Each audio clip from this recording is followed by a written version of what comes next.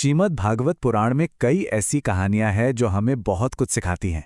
आज हम ऐसी ही एक दिलचस्प कहानी के बारे में जानेंगे, धुंधकारी की कहानी। तो सबसे पहला सवाल यही उठता है कि आखिर कोई इंसान एक भटकती हुई, तड़पती हुई आत्मा में तब्दील कैसे हो जाता है।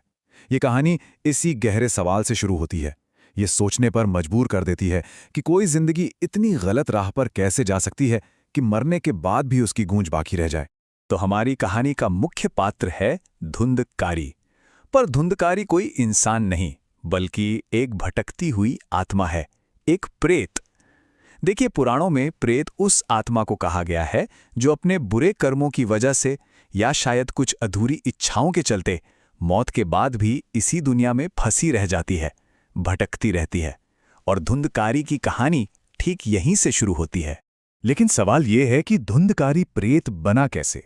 इसका जवाब जानने के लिए हमें कहानी की बिल्कुल शुरुआत में चलना होगा।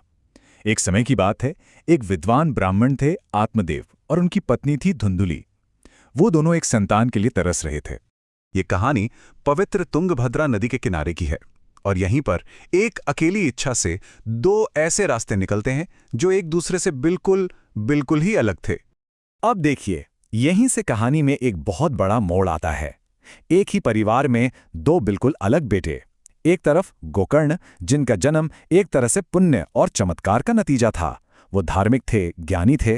और दूसरी तरफ धुंधकारी, जिसका उस परिवार में आना ही एक धोखे से हुआ था और उसका स्वभाव शुरू से ही क्रूर, गुस्सैल और हिंसक। सोचिए, एक ही घर में अच्छाई और बुराई दोनों साथ साथ पल रहे थे। तो जैसे जैसे समय बीता, धुंधकारी का जो दुष्ट स्वभाव था वो और भी ज्यादा हावी होता गया और यही स्वभाव उसे सीधे तबाही के रास्ते पर ले गया। उसका जो पतन हुआ वो रातों रात नहीं हुआ। ये गलत फैसलों की एक पूरी चेन थी। पहले चोरी, फिर व्यभिचार, और हद तो तब हो गई जब वो पैसों के लिए अपने ही माता पिता पर अत्याचार करने लगा। उसने ऐसा कोई पाप नहीं था जो छोड़ा हो। उसका हर एक कदम उसे और गहरे अंधेरे में धकेलता जा रहा था। और उसके परिवार के लिए तो ये दुख का एक अंतहीन सिलसिला बन गया था। और उसके कर्मों का असर सिर्फ उस तक नहीं रुका। उसकी क्रूरता ने उसके पिता को इतना निराश कर दिया कि वो सब कुछ छोड़कर जंगल चले गए। और उसकी माँ ने तो कुएं में कूदकर अपनी जान ही दे दी। सोचिए, उसके पापों ने सिर्फ उसे नहीं बल्कि उस पूरे परिवार को तबाह कर दिया जिसने उसे पाला था। लेकिन इतनी निराशा और अंधेरे के बाद भी कहानी यहां खत्म नहीं होती, बल्कि यहां से कहानी एक बहुत ही ड्रामेटिक मोड़ लेती है, मोक्ष की तरफ, मुक्ति की तरफ।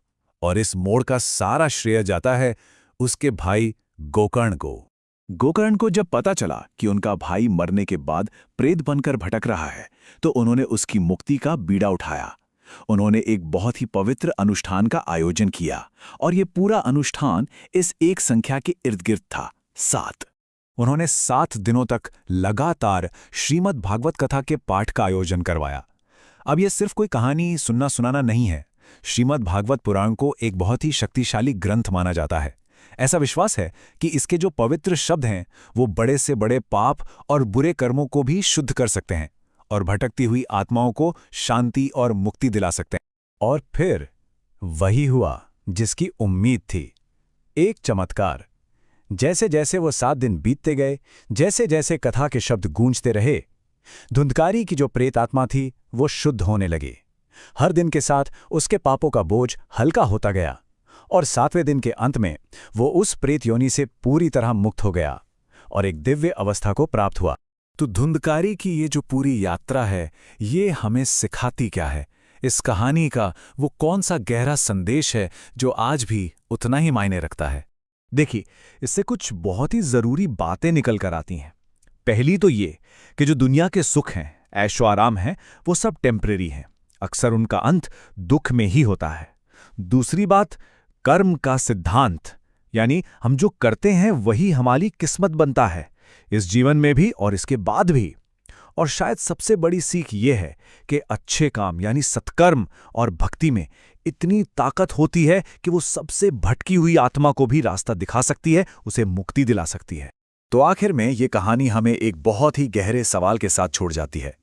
अगर एक पवित्र कथा को सुनने भर से एक आत्मा का उद्धार हो सकता है, तो जरा सोचिए, हमारे अपने हर दिन के कर्मों में, हमारे छोटे बड़े कामों में कितनी शक्ति छिपी होगी।